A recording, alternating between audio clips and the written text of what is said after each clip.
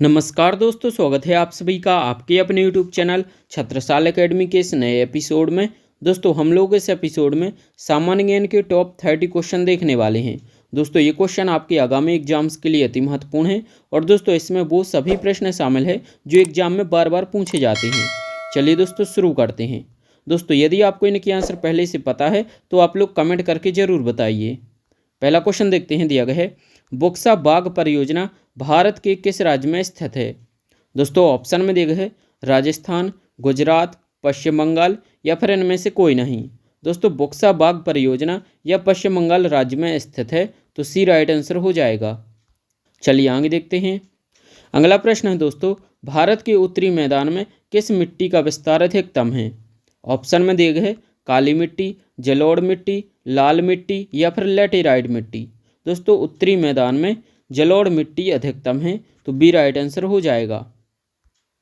आगे देखते हैं। अगला प्रश्न दिया गया है वह प्रथम राष्ट्रीय पार्क कौन सा है जिसे भारत में सर्वप्रथम स्थापित किया गया था। ऑप्शन में दिए गए है Corbett national park, Bandipur national park, Periyar national park या फिर इनमें से कोई नहीं।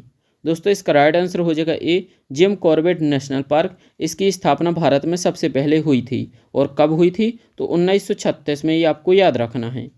दोस्तों जिम कॉर्बेट नेशनल पार्क यह उत्तराखंड राज्य में स्थित है, ये आपको याद रखना है। बांदीपुर नेशनल पार्क की बात करें तो यह कर्नाटक राज्य में स्थित है। पेरियार नेशनल पार्क यह केरल राज्य में है, तो ये आप सभी आपको याद रखने हैं। चलिए आगे देखते हैं। अगला प्रश्न है भारतीय गैंडे कहाँ पाए जाते हैं। ऑप्शन में दिए गए कॉर्बेट राष्ट्रीय उद्यान, गिर वन अभ्यारण्य, कान्हा राष्ट्रीय उद्यान, काजीरंगा अभ्यारण्य। दोस्तों भारतीय गैंडे यह काजीरंगा अभ्यारण्य में पाए जाते हैं, तो डी राइट आंसर हो जाएगा। दोस्तों यह किस राज्य में है, तो दोस्तों यह असम राज्य में है, आपको याद रखना है। चलिए आगे देखते हैं। अगला प्रश्न दिया गया है भारत का सर्वाधिक नगरीकरण वाला राज्य है। ऑप्शन में दिए गए महाराष्ट्र, गुजरात, गोवा या फिर पश्चिम बंगाल। दोस्तों भारत का सर्वाधिक नगरीकरण वाला राज्य यह गोवा राज्य है, तो दोस्तों सी राइट आंसर हो जाएगा। अगला प्रश्न है भारत में किस शैलाश्रय से सर्वाधिक चित्र प्राप्त हुए हैं। ऑप्शन में दिए गए लेखाहिया, भीमबेटका, घाघरिया, आदमगढ़। दोस्तों इसका राइट आंसर हो जाएगा बी, भीमबेटका। दोस्तों भीमबेटका से सर्वाधिक शैल चित्र प्राप्त हुए हैं, तो दोस्तों बी राइट आंसर हो जाएगा। अगला प्रश्न दिया गया है भारत के निम्नलिखित में से किस राज्य की सीमा नेपाल से मिलती है। दोस्तों ऑप्शन में दिए गए हैं अरुणाचल प्रदेश, सिक्किम की, मणिपुर की या फिर पंजाब की। दोस्तों इसका राइट आंसर हो जाएगा बी, सिक्किम राज्य की सीमा नेपाल राज्य से लगती है, ये आपको याद रखना है। अगला प्रश्न है जून से सितंबर के बीच भारत में कौन सी ऋतु रहती है। ऑप्शन में दिए गए शरद, शीत, वर्षा या फिर ग्रीष्म। दोस्तों जून से सितंबर तक भारत में वर्षा ऋतु रहती है, तो सी राइट आंसर हो जाएगा। चलिए दोस्तों आगे देखते हैं। अगला प्रश्न दिया गया है भारत का सबसे प्राचीन भूखंड है। दोस्तों भारत का सबसे प्राचीन भूखंड कौन सा है। ऑप्शन में दिए गए तटीय भाग, उत्तर का पर्वतीय भाग, प्रायद्वीपीय पठार, गंगा का मैदान। दोस्तों भारत का सबसे प्राचीन भूखंड प्रायद्वीपीय पठार है, तो सी राइट आंसर हो जाएगा। चलिए दोस्तों आगे देखते हैं। अगला प्रश्न दिया गया है निम्नलिखित में कौन सी चोटी भारत में स्थित नहीं है। ऑप्शन में दिए गए हैं K2, Kanchenjunga, Mount Everest, Nanda Devi.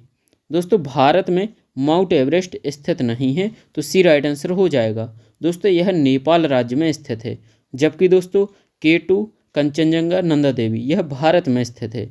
दोस्तों K2 गार्डवेन ऑस्टेन इसे कहते हैं, यह भारत की सबसे ऊंची चोटी है, जबकि दोस्तों माउंट एवरेस्ट यह विश्व की सबसे ऊंची चोटी है।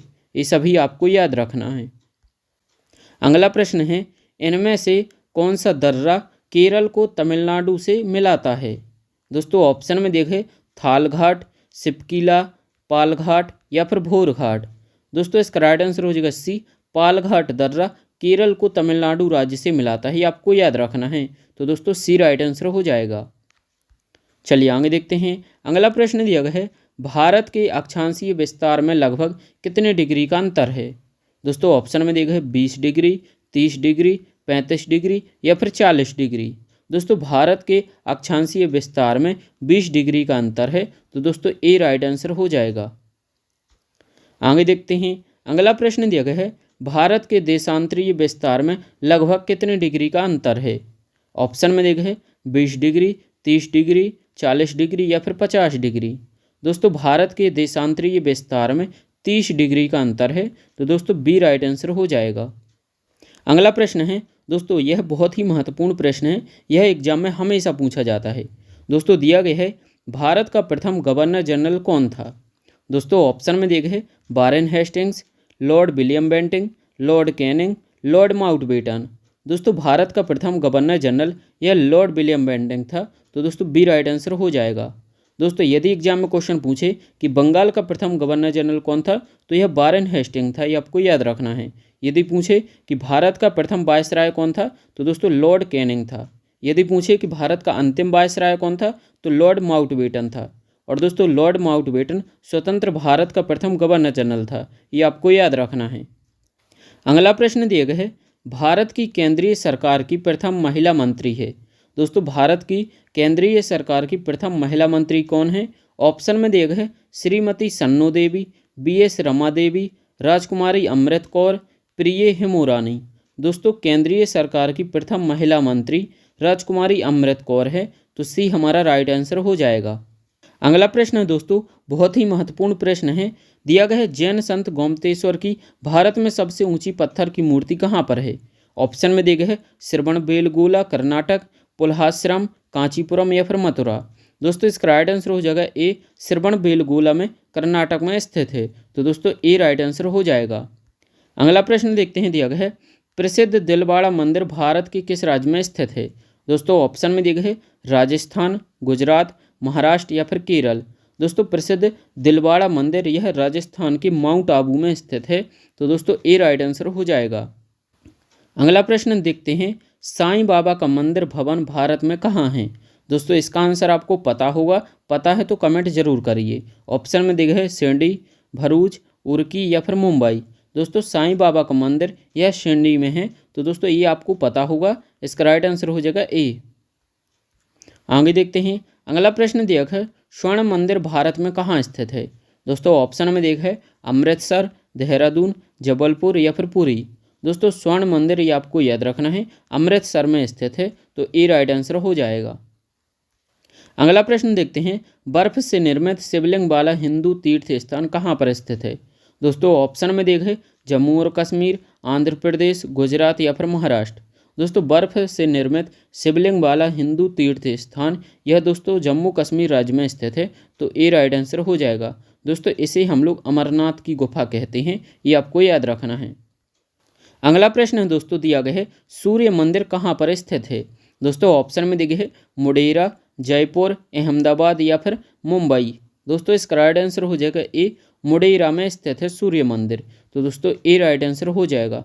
और दोस्तों इस मंदिर की एक खासियत है कि जब भी सूर्योदय की पहली किरण पड़ती हैं, तो दोस्तों वह इसके गर्भगृह पर ही पड़ती हैं, ये आपको याद रखना है। अगला प्रश्न दिया गया है, वाराणसी दूसरे नाम से किस नाम से जाना जाता है।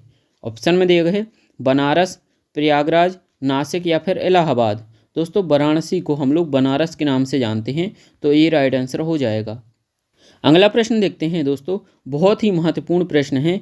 दिया गया है 1947 में भारत के राष्ट्रीय ध्वज पर अशोक चक्र ने किस चिन्ह की जगह ली थी। दोस्तों ऑप्शन में दिया गया है चरखा, रंग, धारिया या फिर इनमें से कोई नहीं। दोस्तों अशोक स्तंभ ने चरखा के स्थान पर जगह ली थी, तो दोस्तों ए राइट आंसर हो जाएगा। चलिए आगे देखते हैं, अगला प्रश्न दिया गया है, कौन भारतीय बिस्मार्क के रूप में जाना जाता है। दोस्तों ऑप्शन में दिए गए हैं सरदार वल्लभ भाई पटेल, दादा भाई नौरोजी, मोतीलाल नेहरू, रविंद्रनाथ टैगोर। दोस्तों भारतीय बिस्मार्क के नाम से सरदार वल्लभ भाई पटेल जाने जाते हैं, तो ए राइट आंसर हो जाएगा।